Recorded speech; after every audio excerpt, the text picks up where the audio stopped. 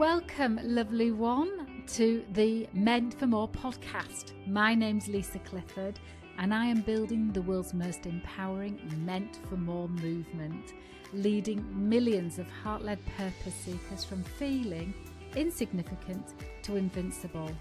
So I truly hope you enjoy this next episode.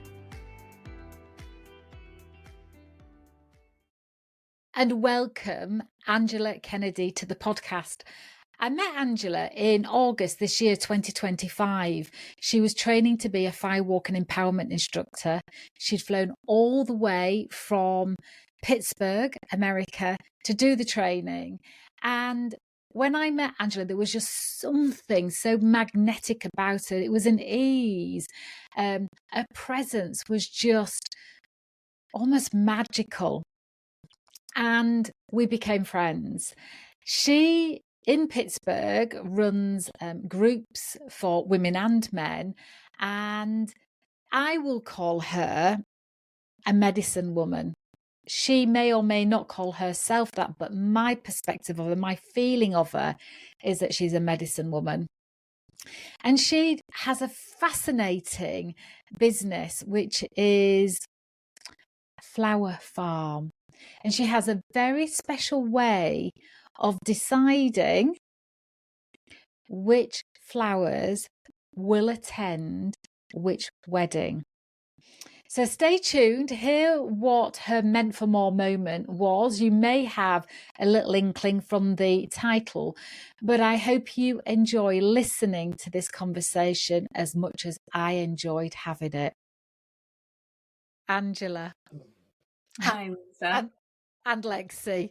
Some of you will hear the added little woof, and that's Lexi that decided was absolutely joining our conversation with my beloved friend Angela.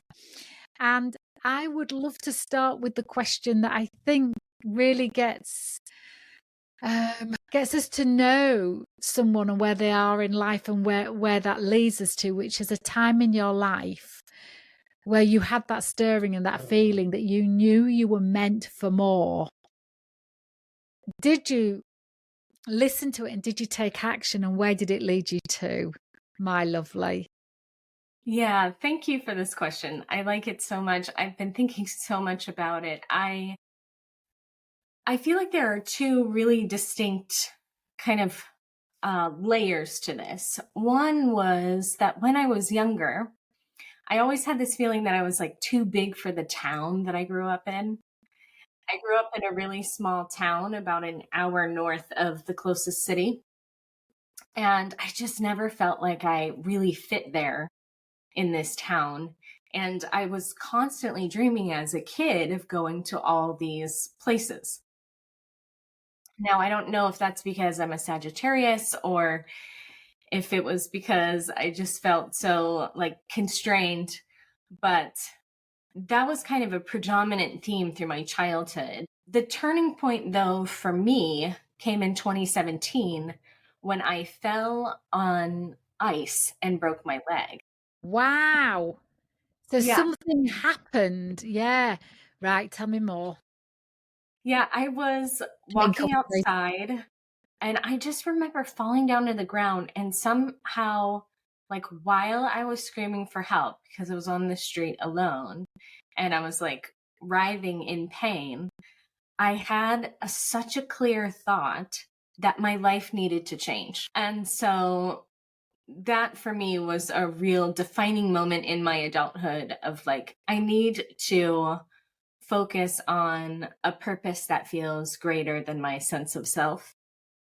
And that was what was going to keep me moving forward in life. What was your life like at that time when you hit the ice?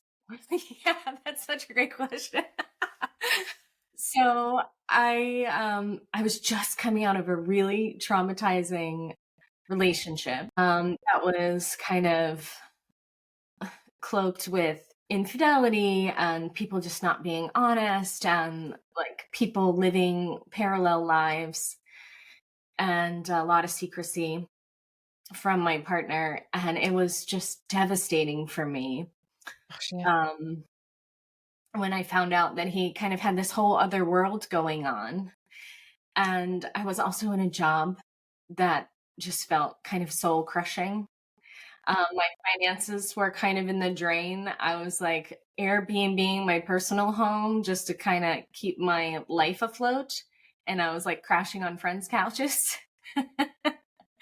So Wow. it was kind of a mess. Yeah. And Yeah. then you hit the ice. So you were in that experience of separated from your partner, Yes. Yeah. and therefore in that transition, and then you break your leg, Mm-hmm. which Yeah. makes life even more difficult, because it was already, that is difficult living in that really agile way, isn't it? And so life became even more difficult. And it was in that moment that you thought, something's got to change. I've got to do something more meaningful. Yeah, there was so much kind of kinetic movement, but nothing was really gaining any traction in terms of like significant change. And I think the leg break, I joke with people that it was my big break in terms of Wow. like, Oh, we might be getting the title brewing as we speak. My big break. Carry on. and the interesting thing part of this whole kind of journey probably rewinds about 10 years earlier with me finding plant medicine and joining the Native American church and just spending like almost a decade working on just like relationship issues that I had when I was a kid with my parents. Because I remember breaking my leg and just feeling like I didn't want my mom to come to the emergency room. And then I instantly moved in with her for 6 months. She like became my caretaker again after her and I having a really challenging relationship as adults. And so all of that work that I was doing in the background, really trying to just figure out how to overcome some of these like childhood, I'll call them traumas, but really I see my role in them. So I'm not A placing the victim. onus Yeah. fully on her. Yeah. They were standing in the way of me developing healthy adult relationships. And I think the relationship I was leaving was a symbol of that. And so I kind of needed something to force me to be still so that I could heal that relationship with my mom and close that door. Wow.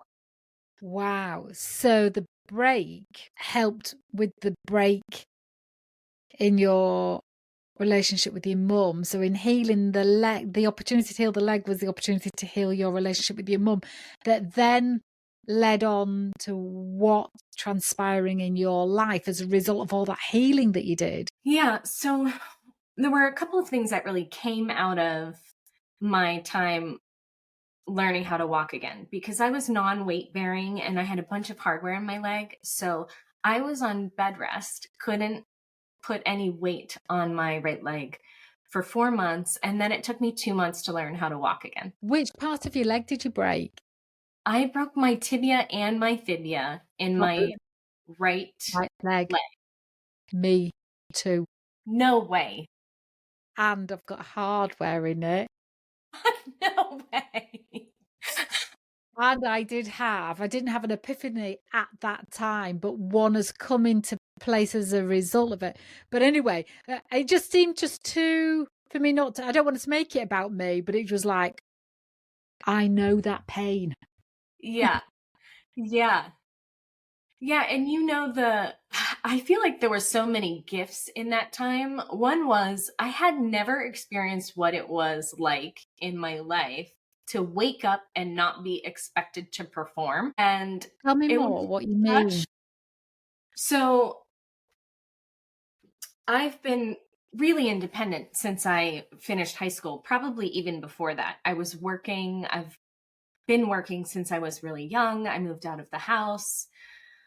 Um, and had been supporting myself since my late teens. And just really every day, it was kind of this fight for survival.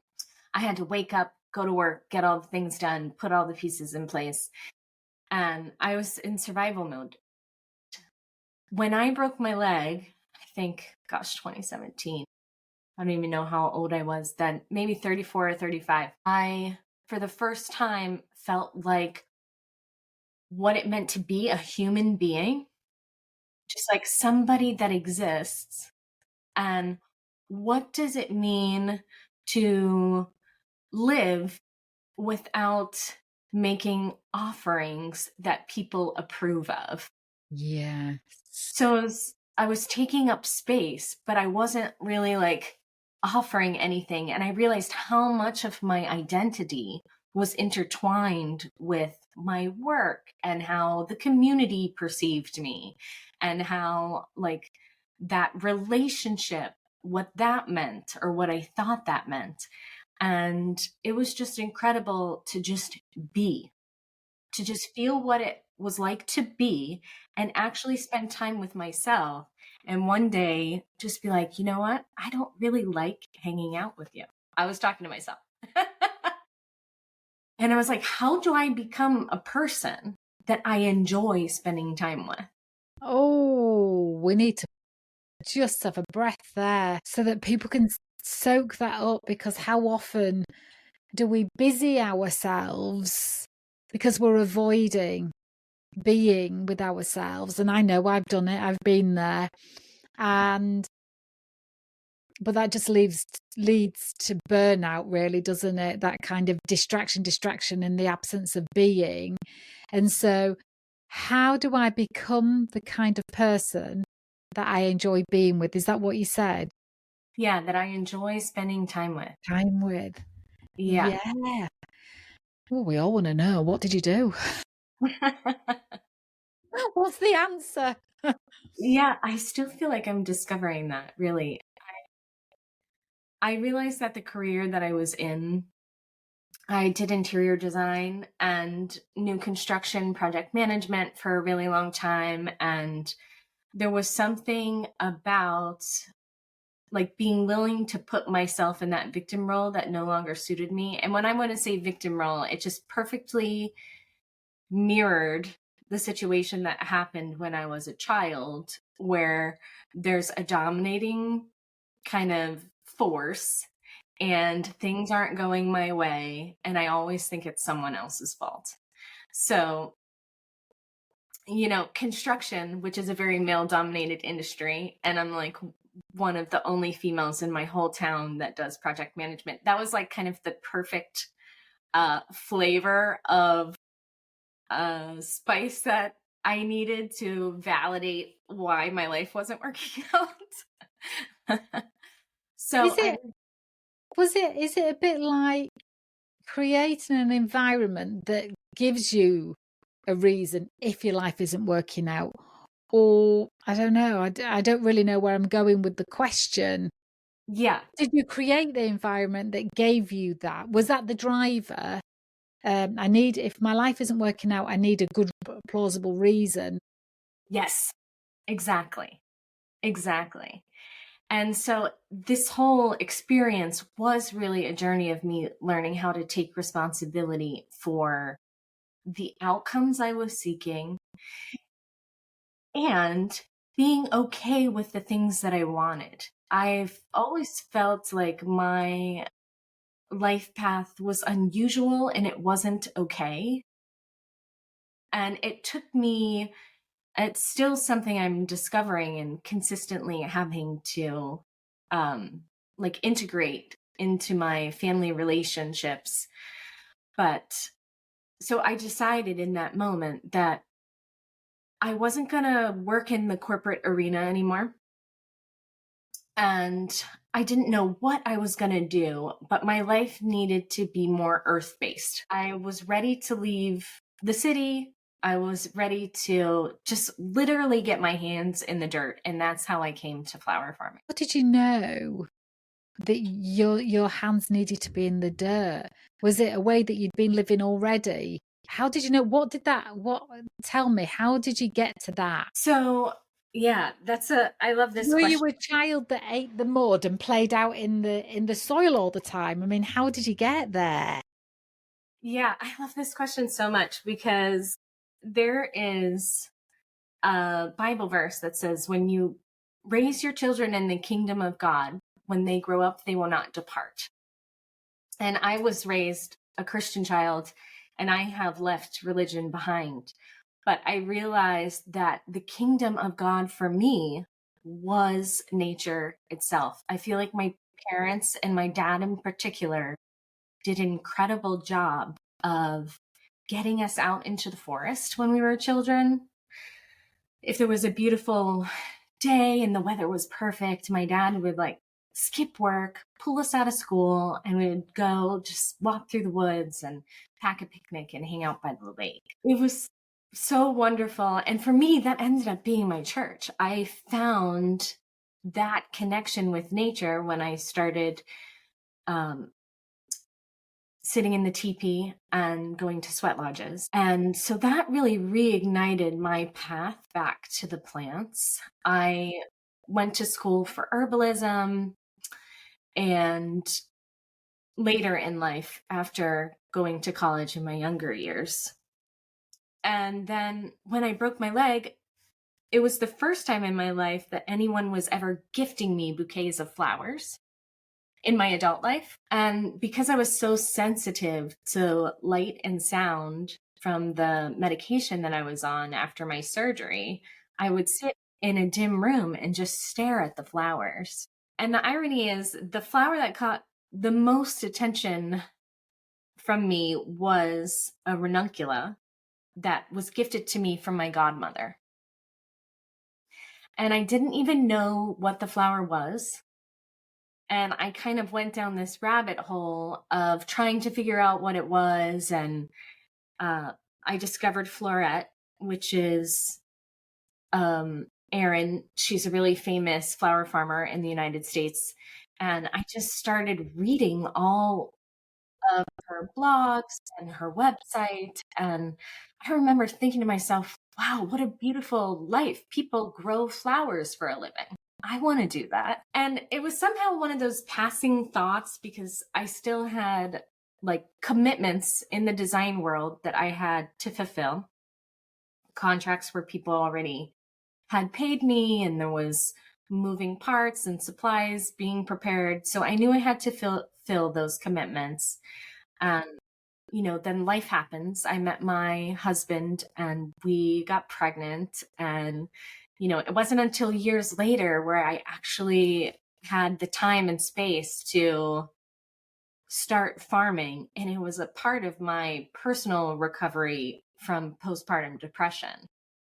It was like the one thing that was saving me. So even though I knew I had to get my hands in the dirt, it didn't happen until a few years later. Hmm.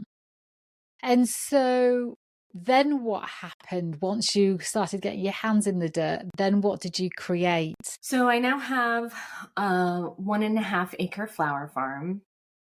We grow flowers for the cut flower industry, but one of the most exciting parts of the farm is I just have like a little roadside stand where I make bouquets, and it's really probably the most emerging joy of the whole experience.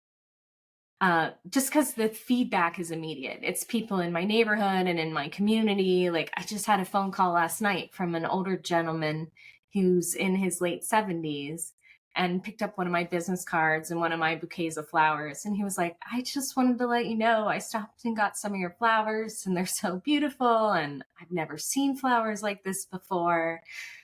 And yeah, so that's one aspect of it. But really, the most rewarding aspect of it is the chance to like expose this life, expose my son to this life, and be in the field with him. And just, I don't know, it feels like such a priceless experience to see him running through the rows of flowers as a baby with no clothes on. Yeah. It's like, these are Yeah. things you can't buy. Yeah. Yeah.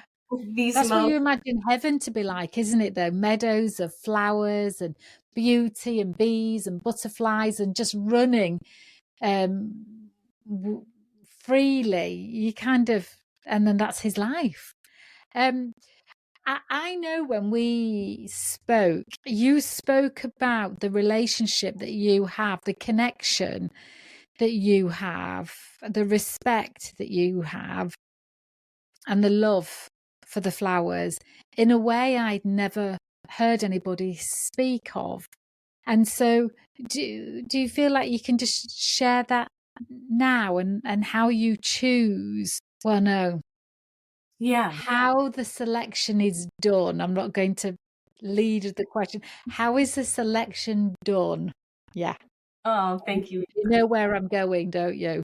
I do know where you're going with this. I get very often this comment that people feel bad buying cut flowers and having flowers in their home. Yeah, you said this to me, and this was how this you first heard this story. So I think like all like living beings, which plants are probably one of the most exquisite expressions of life energy.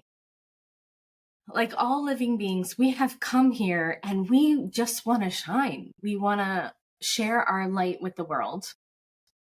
And flowers are just so skilled at doing this. And each flower, each shape, each plant carries that like purpose and drive and its own medicine. And so when people hire me for weddings, um, I offer a service called Buckets of Blooms where I will go and cut the flowers for the wedding, and they do their own arrangements with their family members and their close friends.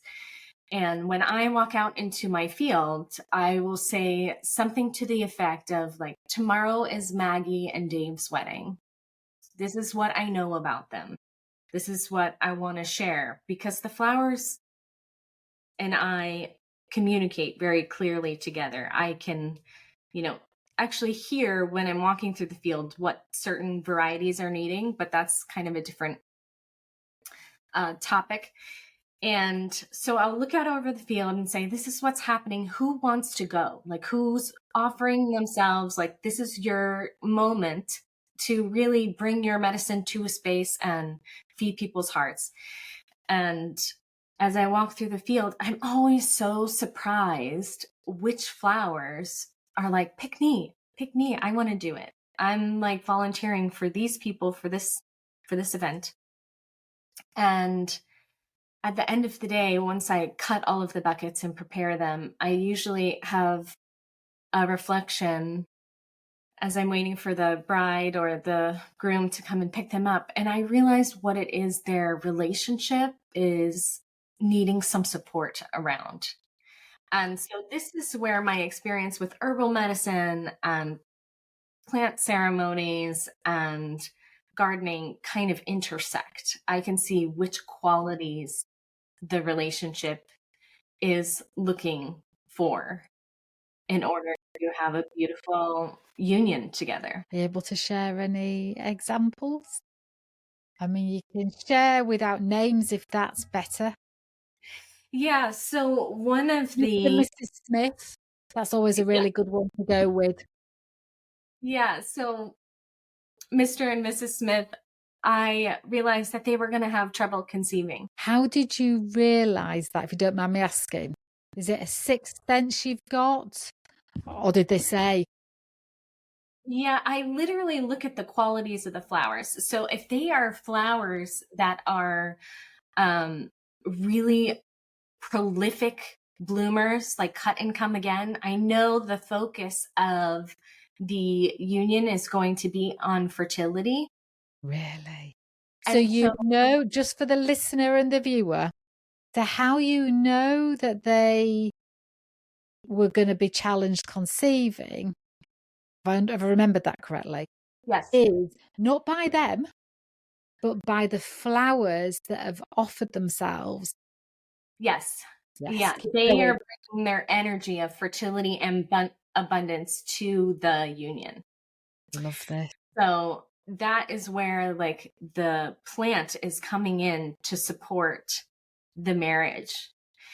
And so that was one piece of it. The other piece was is that some of the plants that offered themselves to go were hormone balancing plants, like medicinally.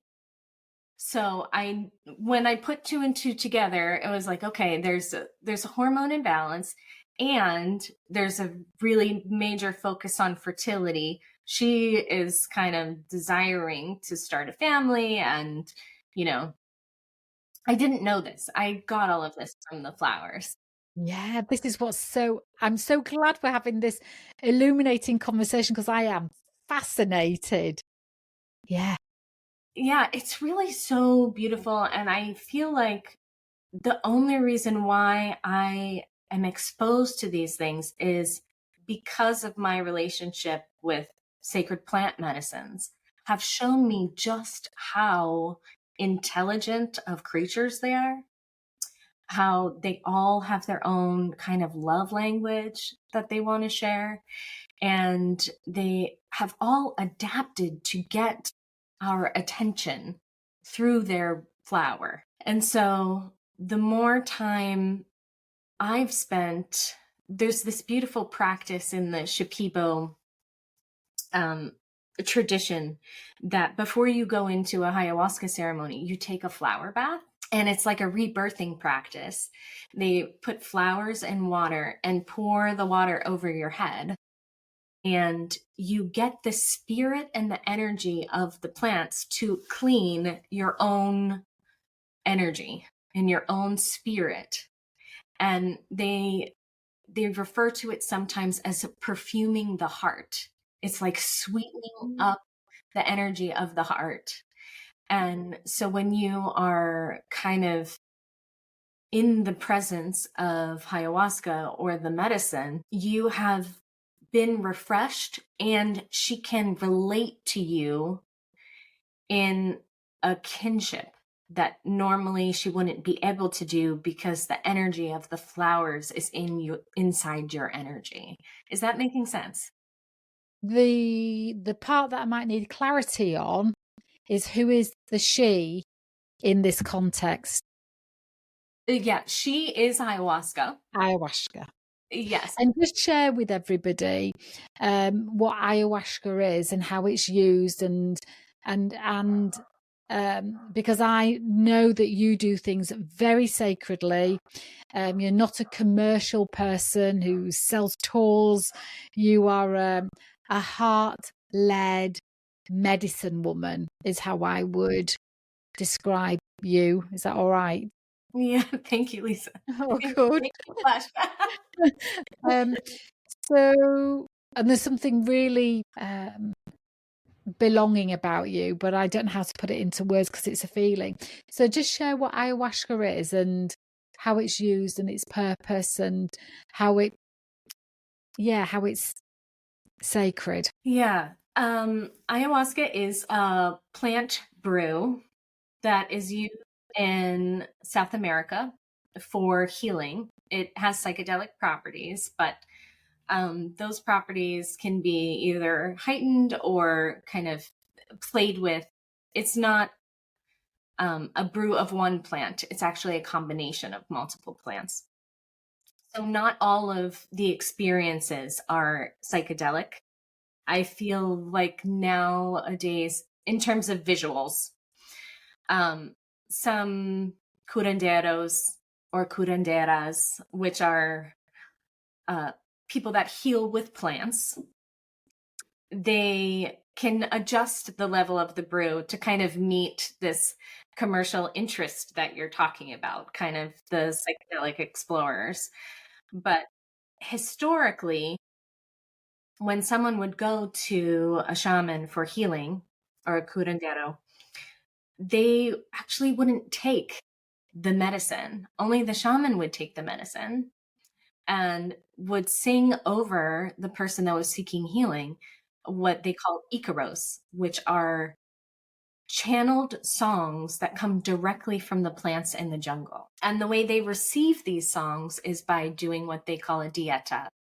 And they go into isolation and they basically really diminish any consumption of food and sustenance, and they just consume the plant as either a tincture or a tea for an extended period of time until they are gifted in Ikaros. So they basically create a relationship with the plant that they're dieting.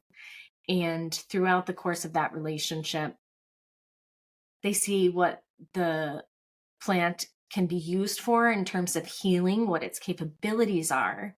And the plant gives them the song that ignites their healing ability in ceremony.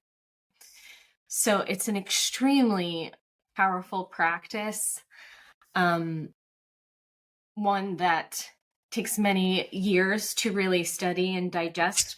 Excuse me. Bless you. Oh, excuse me. No such thing as a coincidence. Yeah. And so then the shamans carry these Ikaros, curanderas, and because shaman is usually kind of the term in other parts of the world, but the healer carries these songs. And when you're in ceremony, the participants now take ayahuasca, and there's a lot of reason for this. One, because as people that live in an urbanized society, we actually need to ingest the vibration of the plant because our life it's a little bit more polluted than it has been in the past, where we're already in nature and we have sensitivity and we're communing with the plants and the animals very naturally. Since we're a little bit removed from that, it's part of the reason why people ingest the medicine now, as well as the shaman, because we need to actually get the vibration into our body of the energy of the plant for the shaman to connect with that vibration and for it to be effective. I know there are many healers that do it in the traditional way, but that's why it's more common that people take the medicine now. Can I ask if you're comfortable sharing what people need to look out for when they're going to a more, I guess, westernized version of an ayahuasca ceremony? What sort of things would be really helpful for someone to know before going into it, just checking that it's the right one for them? I've never done it, so I've got absolutely, I've heard of it. Lots of my friends have done it because we're in a similar world, but I've never done it, so I couldn't suggest anything. But I do have a friend whose son is going to I think he's going to go to a retreat where it's happening. So what sort of things should people look out for or be aware of? Yeah, so I think a great place to start is to communicate with the healer or the curandera. If you can. Not all of them speak English. A lot of them still speak the native tongues of Peru and Colombia, from where their tribes are from. But usually they have someone who can translate for them if you are traveling out of the country. If the medicine, one thing I think is incredible about what's happening now in the medicine world is people always ask me, how do I know when it's ready? And I'm like, well, the medicine finds you. The medicine says to your friend who has been in ceremony and is bringing a healer to town, invite this person. And I really believe that my journey to the medicine, just personally, it wasn't ever something I sought out. I actually didn't even know that it was something I desired to have in my life until it found me and was kind of just knocking on the door really consistently. I had friends that were involved in the community and people just telling me all of these experiences and breakthroughs that they were having. And so the medicine really did find me. So see if you can speak with the healer. Really, I feel like that gives you a sense of where their heart is at. And the question is not really about their experience. It's kind of about, because anybody that is serving the medicine, you would assume that they've gone through um, like the challenges that are required in order to be able to serve. I would, anyways. I know there are like parties now where people take it as a kind of recreational experience, but that's one of the things you should ask. Like, what is the container? Because the like container of protection, there are ikaros and ikanas. Ikanas are like songs sung for protection around the spirit of the participants. Because when you are like communing with intelligence as potent as ayahuasca, your defenses are basically released. You're in a state of surrender. And so I think the container is really important in terms of how many people are going to be there. Does the healer have the support from other healers that are also participating in the ceremony? Because depending on the size of the group, for me, if you're singing the traditional ikanas, they're extremely powerful, but there's a lot of energy being moved depending on how big the group is. So I look for more intimate gatherings personally. What number? If I'm doing a Shipibo ceremony, I like to be less than 20. And the Shipibo style ceremony is a dark space where you're having a really individual internal experience. And the healers come around and work on people individually. So this is like a great segue into what we're both really passionate about, which is fire walking. The NAC style ceremony is in a teepee. I've done it with more than 40 people. And the thing that is anchoring the energy of the group is the fire in the middle of the teepee.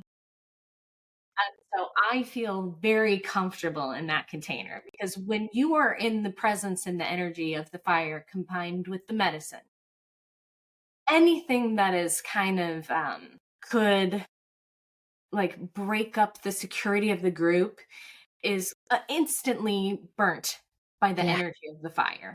Yeah.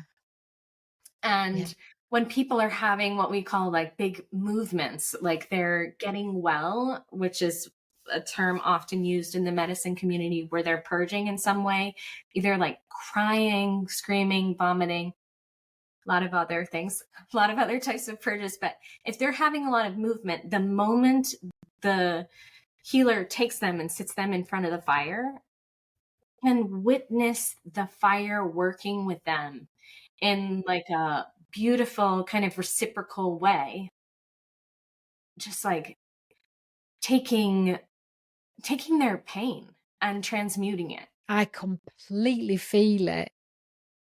Yeah. Is this because I met Stefania as well? Oh, Mm-hmm. love you too. You two run these kind of groups, session experiences for your community? So we are starting with fire walking. A lot of the medicine healers that come to our community, Stefania has a beautiful property where she hosts a lot of medicine healers that we invite here that carry these different structures, like the NAC style and the Shipibo style, and they come to our community. And Stefania's home is kind of the landing point for these types of experiences. But Stefania and I have recently been with you, Lisa, across the pond, and have learned to become facilitators for fire walking. And I feel like that is a very approachable step for the community at large to get some of this transformation on a regular basis. Yeah. Because it's kind of this condensed relationship with the fire in terms of time. And it's not um, a similar, like, energetic sacrifice that an all night medicine ceremony might be. Mm. So, yeah, we are just starting that. We actually have our first firewalk here on October 4th. Wow. And so for you, is this for your women only, or who comes to your who's going to come to your firewalk? Um, and who can come, and who would you like? Yeah, so the first one is co-ed. It's open to everyone. We ask that if you have children who are younger than the age of 7, that they stay home, just because sometimes the heart can be pulled by the parents, and it's really important to maintain focus. Yeah. But really, I want to open this door to anybody that has this desire. I feel like fire is medicine in its own right. And if people are feeling called to have an experience of transformation, particularly in a group setting, because I think there are really powerful ways to transform your life that can be done in private, like you take herbs or you go like get some body work done. But the gift, I think, of firewalking is the witnessing of the growth of a group. And so I'm really excited about that aspect of it, people finding kind of a different soul family Yeah. and just having the desire to grow the community strength in this way. So, yeah, I would say it's open to everyone.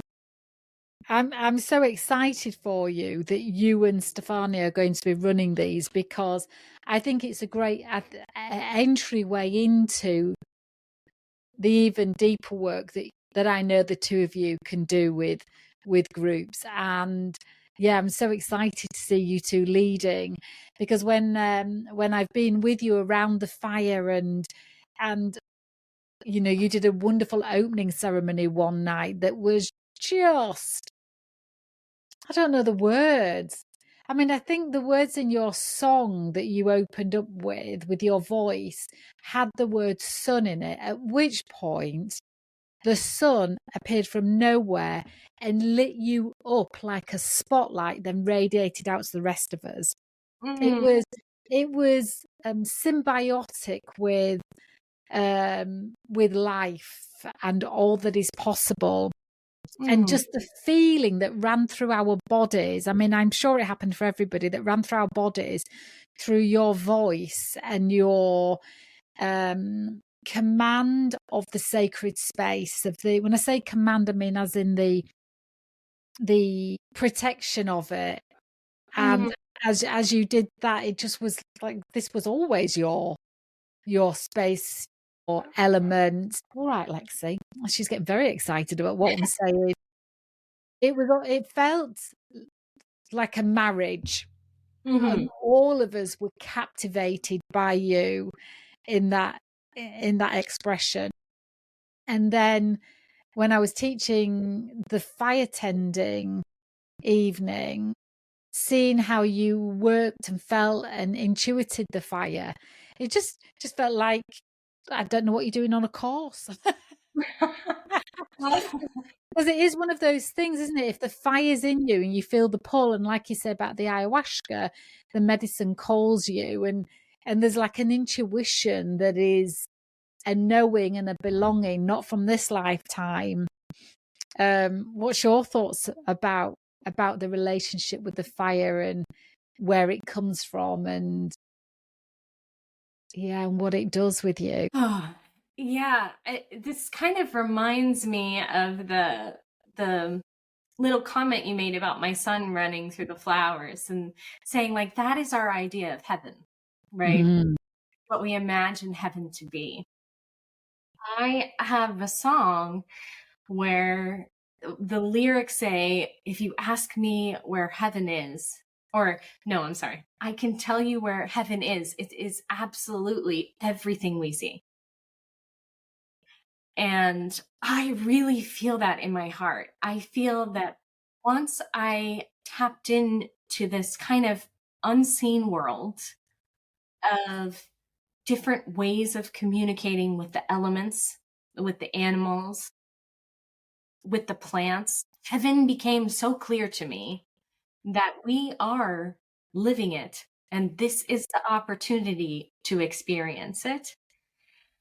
And as far as the fire holds a really tender place in my heart. When I was first uh, participating in Native American church ceremonies, we would always have a sweat lodge.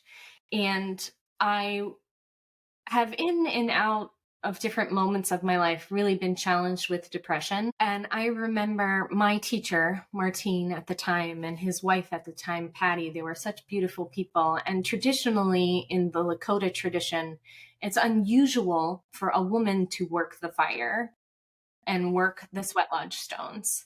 That's traditionally, historically, a very male role.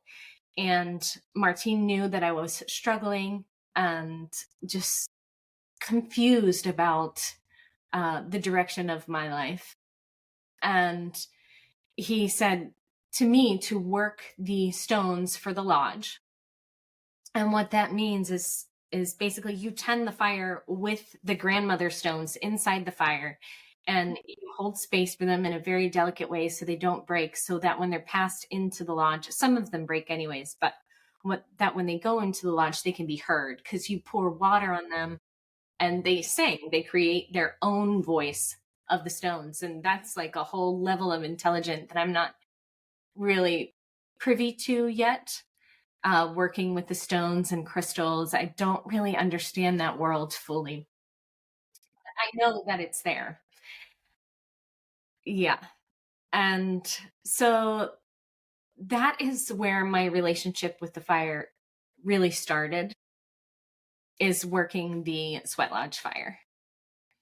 And that was such a gift for me. It really helped me build, I love this word noom, that internal noom, to have the confidence to like pursue this path in my life of working with plant medicine and being in a sacred ritual space. My flower farm is actually called Ritual Blooms because they are tended to very ritualistically.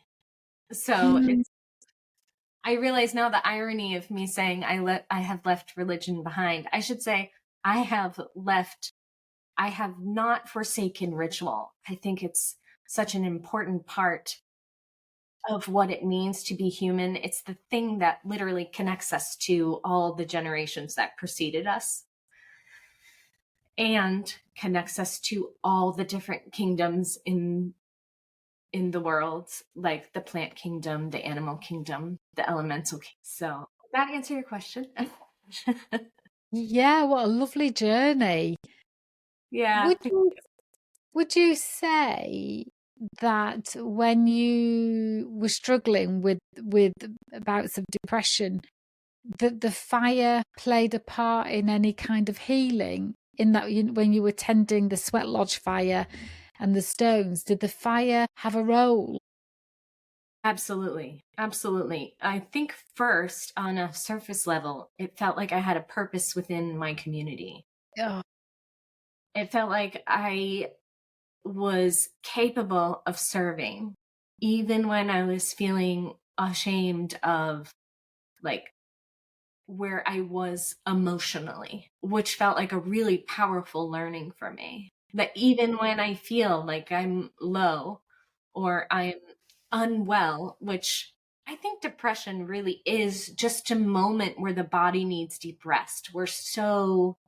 My husband has taught me that so gracefully. Like, we're so overstimulated and bombarded with like this consumption, like need to achieve, need to consume, need to create, that when the body is going through a depressive state, it's actually like the gift of the season of winter. But we don't ever have that gift because we ignore winter now. We yeah, just keep going. We don't ever have a time to recover from all of the output that is yeah. required in the other seasons. So, absolutely, the fire helped me just recognize what was actually happening for me, get me more in sync with my intuition and my body, and really to help me move through it in a different way. It didn't break me out of it. It helped me accept the full spectrum of my human experience, which sometimes I feel like depression is prolonged because we fight it so hard. We're just like, this is Yeah. unusual. Yeah. And Yeah. then we're fighting it tooth and nail. And then the body is just like slamming on it on harder because it's like, no, the point is to rest. Yeah. It's just, I think there's something you said before about, that's just coming into my mind now about surrender. Yes. And because what I've noticed in my life, when my energy drops, when I'm tired, my physical energy drops, so does my mood with it. Mm. And I can say to a friend, oh, I've just felt a bit fed up today. Mhm. And does that sentence translate fed up? Because I know when Yeah. I say, oh, I'm shattered, one of my American friends goes, really? Are you okay? And in the UK, shattered means tired, but in America, it means like you're in a really bad way, doesn't it? Shattered. Yeah. Yeah. But so I can say to my friend, I'm a bit fed up. And she went, all right, well, what can you do? What can you do to get out of it? And I said, I don't know that I need to get out of it. I think I'm okay being with it. It's not Yeah. a permanent state. It's in transition with me. It's not who I am. It's just what I'm in at the moment. And I don't feel like, and I could be wrong in this, but I don't feel like I need to distract myself out of it and think that I'm creating a better feeling in place of it. I feel like I just want to be with it without even trying to find its root cause. So, what are your thoughts about that and how we've almost been conditioned in, come on, what can you do? Yeah. Let's I jolly you love up. this question so much. So I feel like that snap out of it is a total fear reaction, guys, disguised as energy. I'm letting that land. That is so Mhm. helpful. Carry on. Yeah. Yeah. So I feel like I gotta change it. It's like this what I was saying earlier of like, oh wow, I don't actually like hanging out with you when I was talking to myself. It's this, I am afraid of who I am truly. And so whenever there's a moment where I'm approaching communion with myself, I just feel this fear of like, it's too much intimacy. And there are, I believe, reasons why we are intimacy immune. Do you like that phrase? I do. What are they? What are the reasons? um, so one, I think, is that we have had this like severance with our role in the whole of the beauty of this place. And when I say this place, I mean the earth. So, because and the reason why I believe we did that was so that we could justify our extraction desires. Like, in order to feel like we were worthy of taking and kind of abusing this mother, really, that has nurtured and supported us, we had to separate from it to feel better about abusing it. Hear you. Yeah. So I think that was kind of the first kind of like cut in the ability for us to be intimate with our emotions. Because if we can't be intimate with the place we are from and intimate in the web of experience here, how could we ever be intimate with ourselves? Because we're essentially displaced. We are out of place. We have removed ourselves from the whole. And so I think that fear is, and it's really unfounded, honestly, because when you actually turn around and surrender, like we were talking about, we realize just deep unconditional love of the mother, like any mother has for their child. And just kind of this welcoming back of like, oh, we've been waiting for you. Like, we can support the gifts you have come here to offer. I can nourish your desires and dreams. And so, yeah, where exactly was I going with this? I think that's the intimacy, immunity, but also back to your question about, like, do I identify with this? What Snap did you out of say it. exactly? Like, what can you do to basically snap out of it and make yourself feel better? And so, what are your thoughts around this moving out of the surrender and into like a more superficial level of being, so that you're not in that feeling? Yes, thank you for retracking that for me. I am totally in agreement with you. I don't think we should snap out of it. I think in those lowest moments is when we hear God's whisper. In those moments of silence and in those moments of like seeming darkness is, Excuse me. yeah, So bless you're you. saying something. I Oh, feel we're like all. those Jesus are like amens. I agree. I don't think they're accidental. And then Lexi joined in with another amen.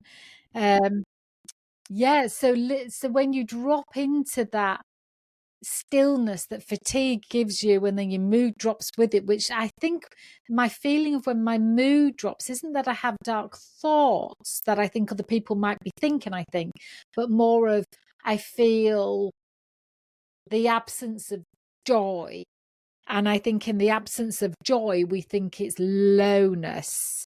And Right. when I'm just backtracking it through the help of this conversation, and I think then I start to have conversations with, I'm going to say myself, oh, Lexi's been sat up here all that time panting. Because she's hot, because I've got the radiator on in here, instead of just getting on the ground and being cool. But how often do we do that? We stick something out in discomfort and then eventually allow ourselves the comfort. And it's in when you drop into the stillness of I've got no energy, I'm the absence of joy, that I start to make some decisions about what I'm going to do, so I can have the energy or the vitality for the life that I want. So Yes. there's like a little bit of course correction that happens, that you will say is the opportunity for God's whisper. Is that Yes. right? Yeah. And I believe that those desires to course correct are God's whisper. Like the intelligence cannot be separated. Yeah. Yeah. Yeah. And um one of the things that I find so beautiful, those moments used to totally freak me out, especially when I was in them for a very long time. Yeah. But now I see them. I remember the last one I entered, which is what a lot of people would categorized as postpartum depression. I remember looking at my husband one day and I was like, something's brewing. I just don't know what it is yet. And my framing around it has changed, because usually on the like ascent from the soil, there's like a seed in the darkness that is germinating. And coming from that ascent, I know that I need to be in that dark place and to find the ascension of the next thing. Yeah. Yeah. Yeah. I love that. But you've got to be with it and not label it as something that makes you afraid. Yes. Because Yes. that's what we do, don't we? We give something a label that then invokes fear, and then we want to react to the fear instead of Mhm. just being with what is. Yes. Somebody once gave me a saying years ago, because I'm a pretty impatient person, and I've had to become I've wanted to, but I had to become really and work really hard at being comfortable with stillness and Mm. calmness and peace. Because in my childhood, we had a lot of drama because my mum wasn't very well. And it meant that the energy in the house was always heightened. And then when she passed away, my stepmom was the same. And that was always very heightened and, fearful as well. And so it got to where my life, if it wasn't vibrating like that way, and it was calm, it felt like the calm before the storm. So I would speed up the storm because of my nervous system was like, no, when it's quiet like this, it's bad news. Something's brewing and it's not good. And so I had to really correct my nervous system over the years to really embrace that peace and that stillness and that calmness, and for it to feel safe to be in. So then when I'm in it and somebody comes along and says, right, well, come on then, you've got to snap out of it. I just think this is my life's work to be insistent on being in that stillness and in that peace, and for it to feel safe to be in, not just to be in it and tolerate it, but to be in it and know that it's necessary, and actually I feel safe in it. Does that make sense? And absolutely. So that budding that you talk about under the soil is that if you can't rush that. That has its own sweet time, and no watch and no somebody else's agenda is going to make that happen faster. So I just think that makes so much sense, and I feel like I could talk to you forever. What so as we're wrapping up, which I don't want to do, what time is it over there for you right now? It's a little bit after 7 a.m. And it is 12:06 in the UK PM. What would be a whisper from your heart in this moment? So I know you didn't know I was going to ask this or any of the questions we've asked apart from the first one, but what does your heart feel that it wants to whisper out to the listeners and the viewers? My initial response is to just encourage people to slow down, to come into your body and slow down and just really take it all in. I've been so hit lately by just like what a gift this life is. I feel like this all started at Lendrick Lodge, where I kind of like recovered some of just the joy by seeing everyone's offerings. So that's the first thing. But I do want to add another one about what you were saying, about how, like, when your life is getting quiet and you're kind of entering that space, I feel like that is such a tender moment in life where we actually get the chance to discover who our true community is. The people that show up in those moments are genuinely the people that love you. That's been part of my experience from that. And whenever I look back on that, I just am filled with gratitude. Stefania is one of those people for me where she always has this kind of vibe, sense of what's going on, and she'll just like randomly show up at my house. Yeah.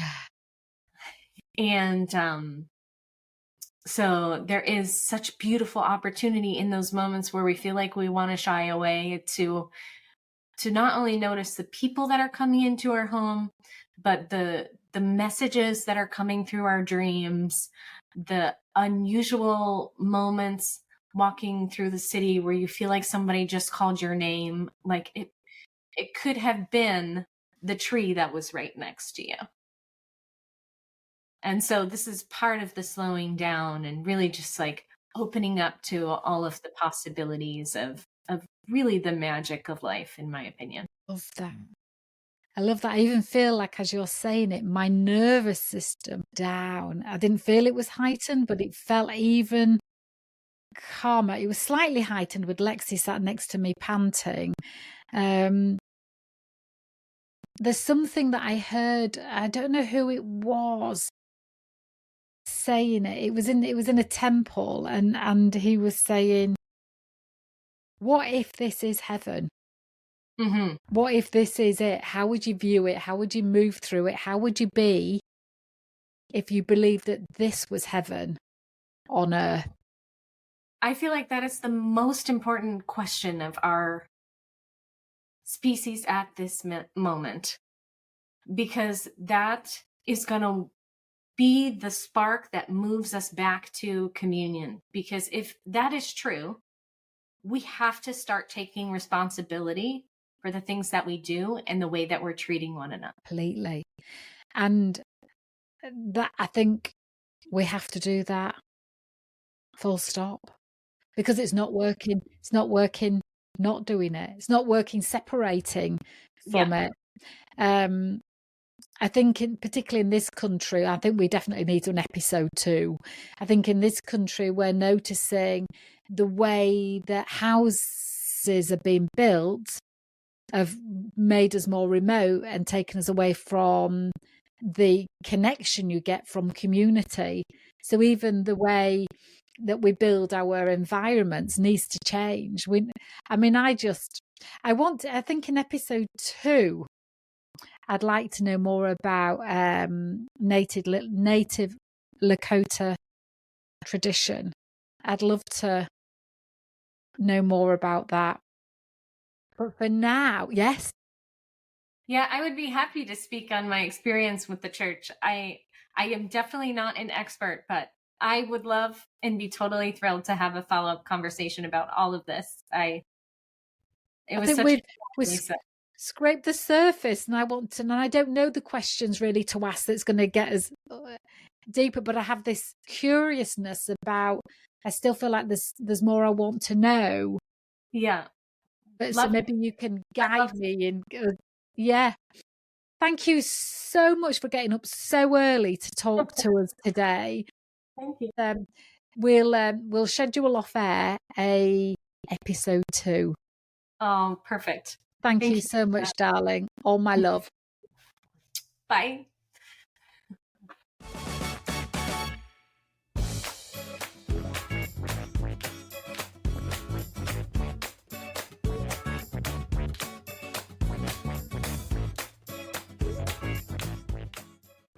Thank you so much for listening to this episode. If you would like to be involved in the Meant for More movement, then please drop me a line at lisa@lisaclifford.co.uk. Whether that's you're interested in being on the podcast, taking part in any of the trainings, or would just love to know how you can help empower others, then let's have a conversation. Thank you for listening, and we'll connect again very soon.